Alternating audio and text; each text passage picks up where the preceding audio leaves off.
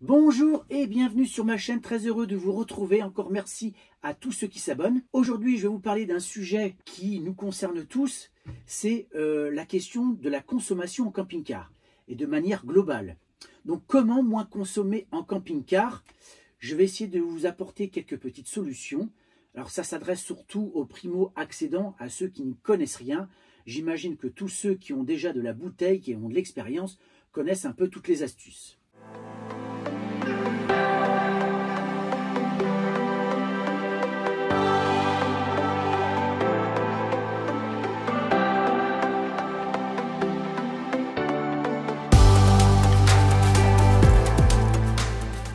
Alors, la consommation en camping-car peut être considérable si on ne prend pas les mesures nécessaires pour l'optimiser. Il est possible de réduire la consommation de carburant de votre camping-car en suivant quelques règles simples. Je vais vous donner donc quelques bons conseils, mais pas que le carburant d'ailleurs, et notamment aussi des astuces pour baisser votre consommation en voyage. La première question à se poser, c'est combien consomme un camping-car? Quelle est la consommation d'un camping-car, d'un fourgon et d'un van? De manière générale, la consommation de carburant d'un véhicule de loisir dépend de plusieurs facteurs. Bien sûr, la taille, le poids avec la charge transportée, le type de moteur, le type de véhicule de loisir, camping-car, fourgon ou van aménagé. Et si c'est un camping-car, eh bien c'est le type de camping-car, la capucine, le profilé ou l'intégrale. L'autre élément qui va influencer la consommation, c'est la manière dont il est conduit. Évidemment, d'autres facteurs sont importants, la route qui va être empruntée, la météo, mais aussi l'année du véhicule. Aussi, plus le véhicule est gros, plus il va consommer de carburant. De même, si le véhicule est neuf, il va moins consommer qu'un camping-car plus ancien. Alors également, si la route empruntée est constituée de nombreux virages, vous allez obligatoirement plus consommer. Par exemple, la montagne, ça c'est évident, vous avez déjà la montée et vous avez les virages. Donc ce qui implique de rétrograder souvent, et donc ça fait consommer davantage. Alors évidemment, la consommation d'un véhicule de loisir est plus haute que celle de votre voiture, mais remettons tout cela dans le contexte pour mieux comprendre cette consommation de gasoil ou d'essence, enfin on va parler plutôt de gasoil. Alors lorsque vous conduisez un véhicule de loisir, de manière générale, vous êtes en vacances et avez une conduite détendue, une conduite relaxe. Et vous avez tendance à éviter les autoroutes où la conduite est rapide. Alors il y a là aussi qui ne roulent pas souvent dans l'année. Ça, c'est aussi un élément très fréquent, notamment chez certaines personnes âgées ou même des actifs qui n'ont pas trop le temps de partir. Donc, de quoi relativiser sur votre consommation du carburant, bien évidemment. Alors, quelle est la consommation moyenne de l'essence pour un camping-car capucine profilé et intégral? En général, un camping-car peut consommer entre 7 et 20 litres de carburant pour parcourir 100 km. Évidemment, cette consommation va dépendre des facteurs vus préalablement. Pour les camping-cars, le modèle va avoir un grand rôle. Les camping-cars capucines vont avoir tendance à être plus gourmands que les camping-cars profilés ou intégraux en raison de leur conception aérodynamique moins efficace. Les camping-cars profilés possèdent une forme davantage aérodynamique et sont moins lourds. Ils présentent alors une consommation plus petite en termes de carburant. Donc ça, c'est aussi un élément à prendre en compte lorsque vous voulez acheter un véhicule de loisir. Voici par exemple une idée approximative des consommations de carburant selon les différents types de camping-cars. Donc ce sont des données indicatives. Un camping-car capucine, c'est entre 12 et 15 litres pour 100 km. Pour le profilé, on est plutôt entre 8 et 11 litres pour 100 km. Et pour un camping-car intégral VL, donc moins de 3,5 tonnes, on est entre 10 et 12 litres pour 100 km. Pour un camping-car intégral PL, donc plus de 3,5 tonnes, on est plutôt entre 12 et 15 litres pour 100 km. Et ce sera bien évidemment encore différent pour un fourgon ou un van aménagé. On imagine bien qu'un van aménagé aura une consommation plus proche d'une voiture que d'un camping-car. En effet, un fourgon étant plus petit qu'un camping-car, il va automatiquement moins consommer. Voici une idée approximative des consommations de carburant. Donc là encore, ce sont des données indicatives. Un fourgon aménagé, c'est entre 8 et 12 litres pour 100 km. Un van aménagé, on sera plutôt entre 6,5, 7 et 9 litres pour 100 km. Dans tous les cas, la consommation va dépendre des facteurs vus précédemment. Alors, comment consommer moins de carburant en camping-car? Voici donc des astuces pour réduire la consommation de carburant lors de votre voyage en camping-car ou en fourgon. D'abord, adoptez une conduite souple et économe. Utilisez le frein moteur, anticipez pour éviter les freinages brusques et éviter les accélérations soudaines, ce qui fait forcément augmenter la consommation. Si possible, maintenir une vitesse constante et utiliser le régulateur de vitesse, car aujourd'hui, les véhicules récents sont tous quasiment équipés d'un régulateur de vitesse. Autre élément, vérifiez la pression des pneus. Une pression des pneus optimale permet de réduire la résistance au roulement et donc la consommation de carburant. Autre élément, c'est de réduire le poids transporté dans le véhicule. Plus un camping-car est lourd, plus il va consommer, c'est logique. Évitez donc de surcharger inutilement le véhicule. Par exemple, il y a l'eau. L'eau, souvent, on fait le plein total du véhicule. Alors, il y en a qui peuvent aller jusqu'à 200 litres d'eau. Et bien là, vous mettez que le minimum 20 ou 50 litres. Utilisez la climatisation à bon escient sans en abuser. En effet, l'utilisation de la climatisation peut augmenter la consommation de carburant. Aussi, planifiez votre itinéraire à l'avance. En planifiant un itinéraire, vous éviterez de faire des détours et utiliser un GPS connecté vous permettra également d'éviter des embouteillages potentiels. L'une des bases également pour moins consommer, ça touche à l'entretien régulier du véhicule.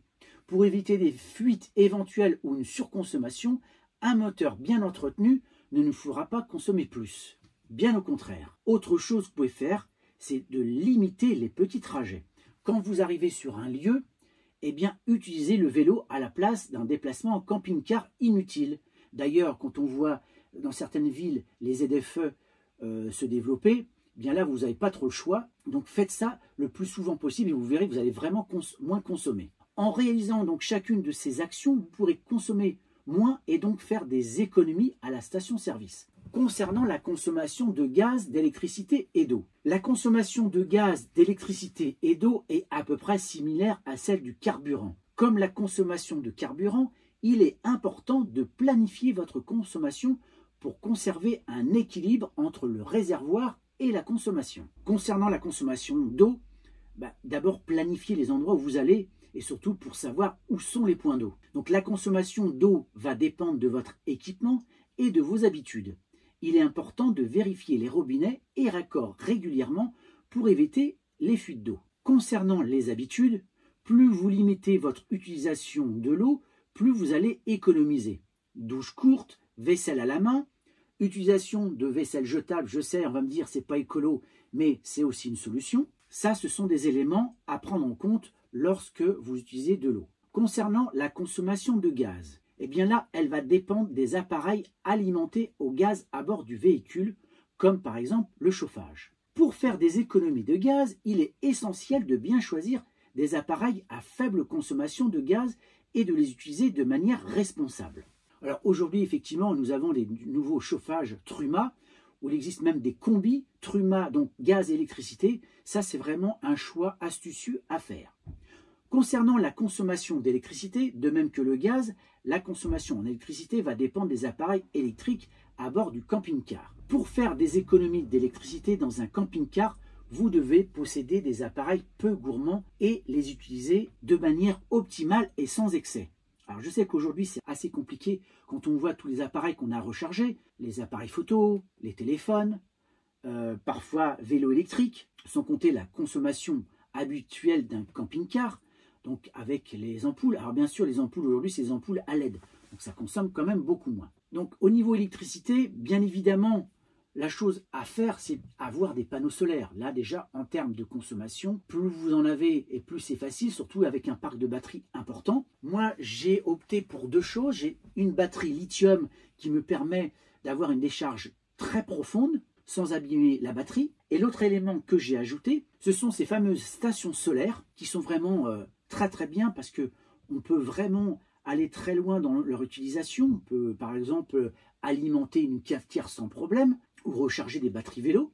Elles ont une autonomie assez importante et moi j'ai fait une installation pour que cette batterie soit installée à l'intérieur du véhicule et que cette batterie alimente tout le véhicule. Donc pour la recharger, c'est comme une batterie, c'est-à-dire que j'ai fait un système où quand je roule, elle recharge, quand j'ai du solaire, elle recharge.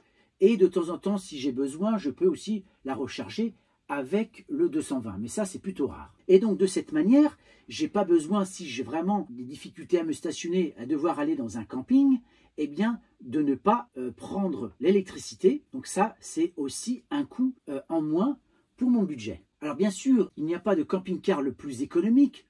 Comme vu précédemment, cela va dépendre de plusieurs facteurs. Et donc ces facteurs, je les ai énumérés, que ce soit la consommation de carburant, l'électricité, le gaz, etc. Autre élément qui est important lorsqu'on part en vacances, c'est le budget alimentation. Il faut bien se nourrir. Alors en France, on a tous les magasins possibles et inimaginables. Je ne vais pas tous les énumérer, mais vous avez de l'Aldi, du Leclerc, et vous avez du Carrefour, et des petites supérettes qui sont en général les plus chères. Donc là, si vous voulez économiser, ça va dépendre aussi de vos besoins, de ce que vous avez l'habitude de consommer. Par contre, lorsque vous allez à l'étranger, notamment vous avez des pays où là c'est vraiment beaucoup moins cher. Je pense aux pays du Maghreb comme le Maroc, comme la Tunisie ou même le Portugal, où là le coût de l'alimentation est beaucoup moindre et là vraiment vous pourrez faire des économies en termes de budget. Donc n'hésitez pas à aller notamment sur les marchés où là c'est vraiment pas cher, mais même dans les magasins vous verrez que par rapport à nos magasins français c'est nettement moins cher. Et c'est vraiment très intéressant. Moi, je me rappelle du Maroc, ça coûtait rien du tout de manger en faisant ses courses.